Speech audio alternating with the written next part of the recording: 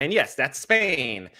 And in case you didn't know, we had a national final there. And before we can go into that, first of all, in 22, Spain tasted some Eurovision blood.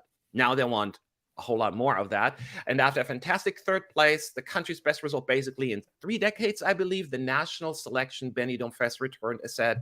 And the winner, Blanca Paloma, is going to has the burden actually to represent the passionate Spanish fans at the contest with the song Eaea. And she was endorsed by the juries and televoters, winning both. So at least there's no debate that this was the song that Spain wanted to send.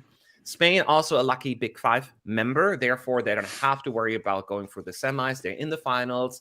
And apparently, Eaea represents a chant to her late grandmother. And I'm sure her grandmother would be immensely proud seeing her granddaughter on the big Eurovision stage. So I think it's a very sweet thing there as well.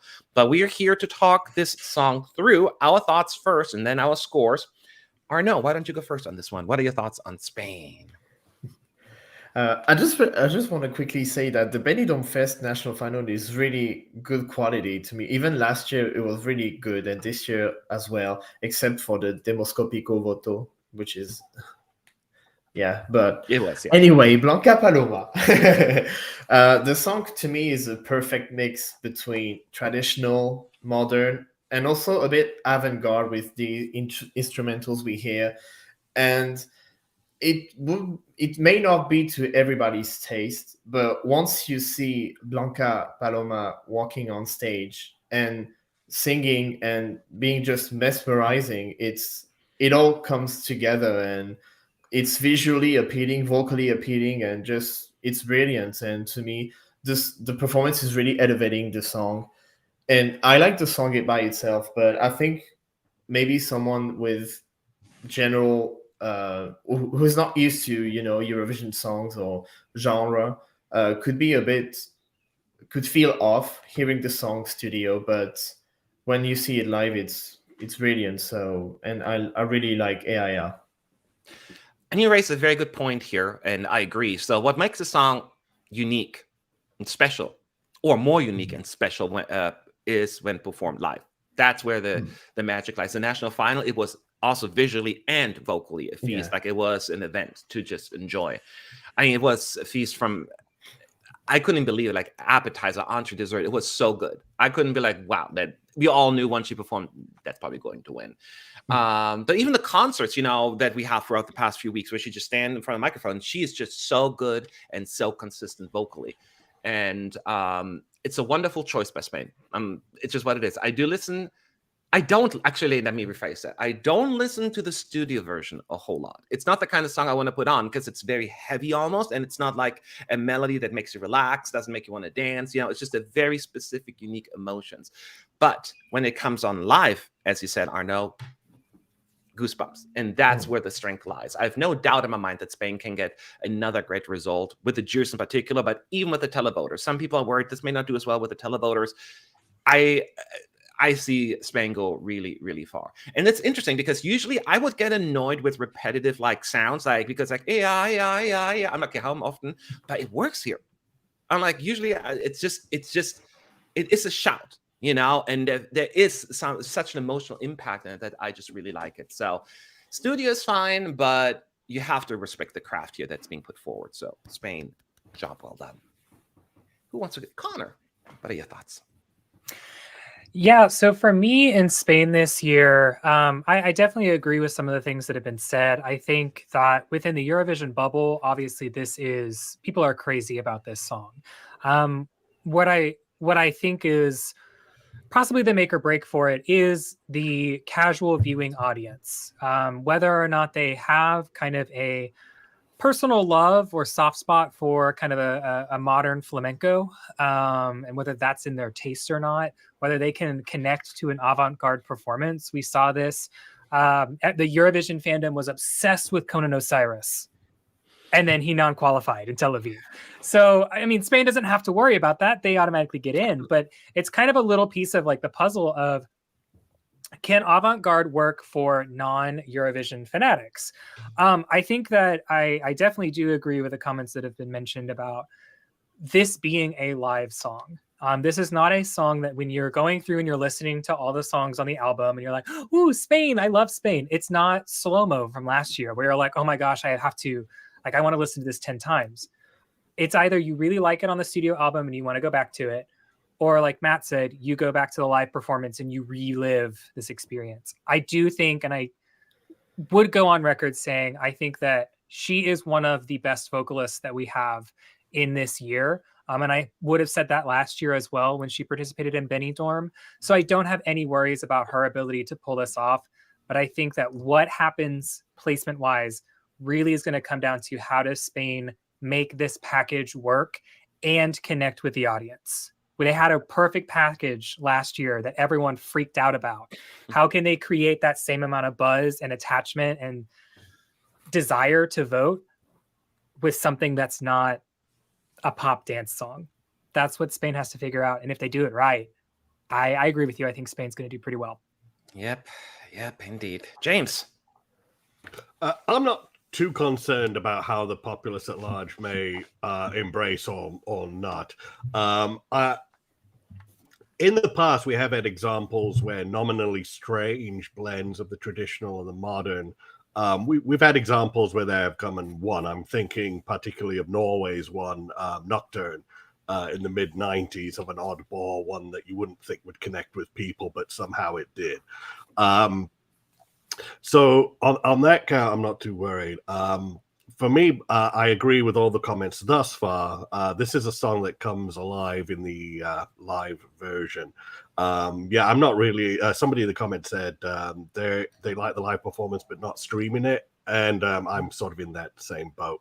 Not that I dislike the song. I do like the song immensely. Particularly for me, the powerful moment is at the end there with that sort of final couple of notes where she just launches into a long one, gets higher, and then it's sort of like an almost yip.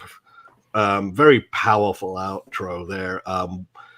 Sort of harkening back to a grandmother, as Matt mentioned, but I also personally think it is so powerful, call to the ancestors, it could raise the dead. And I mean that in a good way. But yeah. The visuals, I think they got right in the national selection. Just a sort of simple palette of red, black, and white. Red and white mostly. And then some great artistic dancing there. So, I really enjoy this one. Okay, so overall, pretty good review, but all that matters in the end are the points, are the scores. So let's take a look at them. Arno, what did you give Spain? Well, it's another high note for me. I really enjoyed the live performance so much, and I sometimes listen to the studio version, which is why I gave a 9 out of 10.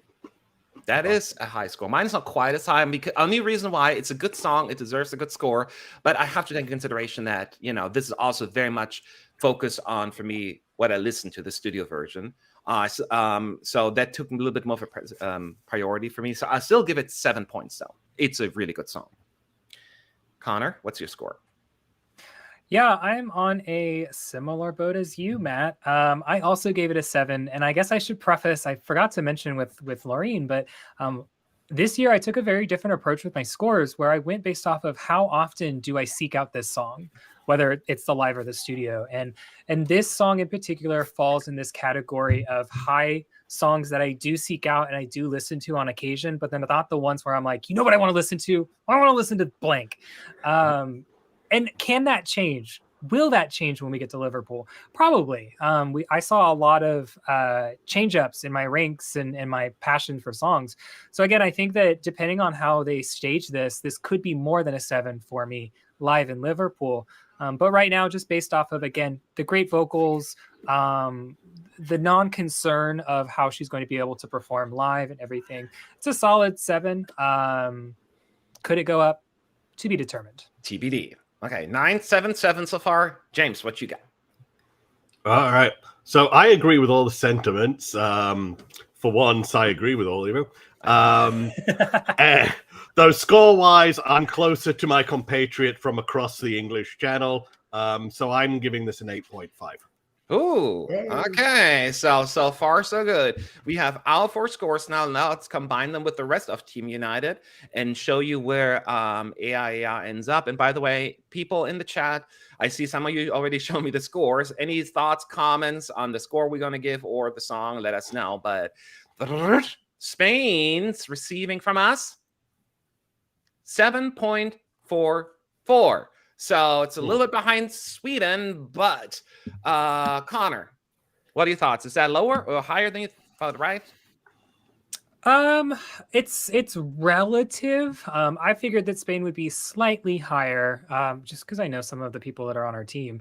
But no, it doesn't surprise me too much. A lot of people will probably freak out because it got to basically round up a 7.5, but a 7.5, especially in our jury, isn't bad when we're dealing with probably 12 plus individuals. More, yeah. That's a pretty, out of 10, a pretty solid aggregate.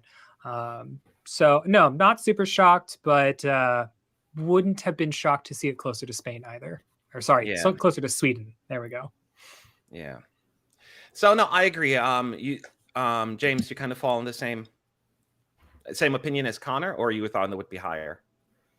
I thought it would have been a little higher, maybe like in the sort of 7.75 to 8 range.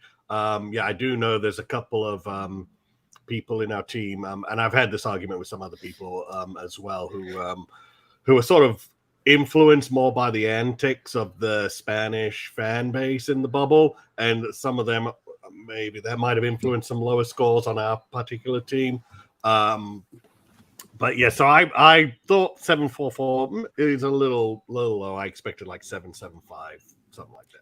I thought so too initially. So but that's just how the cookie crumbles. But as I pointed out earlier, everyone in the chat, everyone watching this later, go into the description, check out the link, vote for Spain. How many points do you think Spain deserves?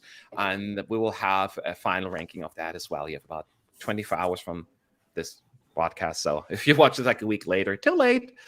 So that is where we're at.